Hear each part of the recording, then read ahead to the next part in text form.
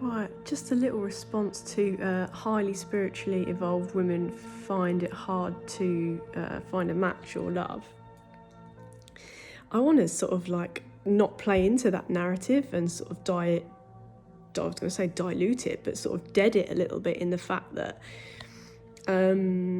as we as people, men and women, take accountability for our own emotional health, we can foster healthier and more loving relationships.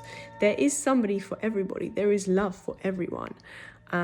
It's depending on whether we want to choose those timelines of being in a partnership, or if we believe we're on a solitary path and might want to go down different routes.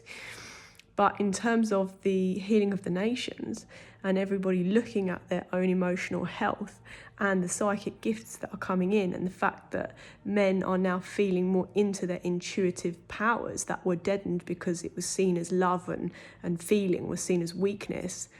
When even back in the day, like Vikings and loads of men were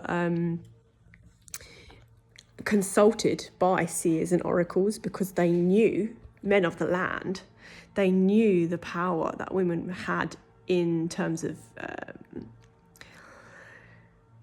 seeing and visionary. Sorry, there's a lot coming through. I'm trying to get the message that there's other things coming, but I just see videos coming out about how highly evolved, spiritually equipped women are not able to find love, and I think that's one. It's a shame that keeps coming from women, because firstly, we are love. We have that. We have self-love in us. So it's not like it's hard to find, because if it's a divine mirror, a divine reflection of us, then it's just going to be there. It is love. We are love. So it's a shame that this keeps coming around, and perhaps these women also need to look at the reason why they keep playing to that narrative as to the reason why it might be hard 212 in terms of finding conscious relationships. But that's the whole point of life, is like we've signed up to the test. We're not just meant to easily fall in love. It might be easy to feel love and be at peace with somebody, but conscious relationships take work. So nothing good is ever easy. So these sort of narratives of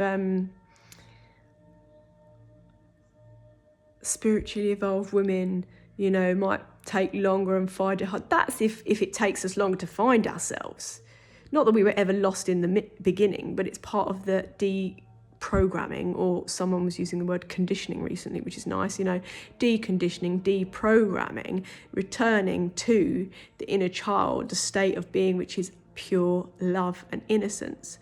And I'm not saying we walk around with our blinkers on and let anyone, come into our energetic field, or anyone try on. No, it means that once we have mastered self-love, why would it be difficult for us to have conscious, healthy partnerships and relationships? It won't. And the more of that happens right now. Sorry, there's a lot of future projections. I feel like I'm coming back, like there's a very strange thing happening in time in my brain right now. The more of that happens, i.e. there's a mass awakening and things are speeding up right now for the folks who've chosen it. For folks, I don't know why I said that. 369 again. It all comes back to source energy, and it's our time to tap in. And those of us who've got the contracts, they've got the call. The trumpets have been blown, the sirens are going off. The sirens also have been speaking and feeding into the feminine collective power and the matriarchy rising at the minute. So why would it be hard to find love when we are love? Let it be the divine reflection. 414.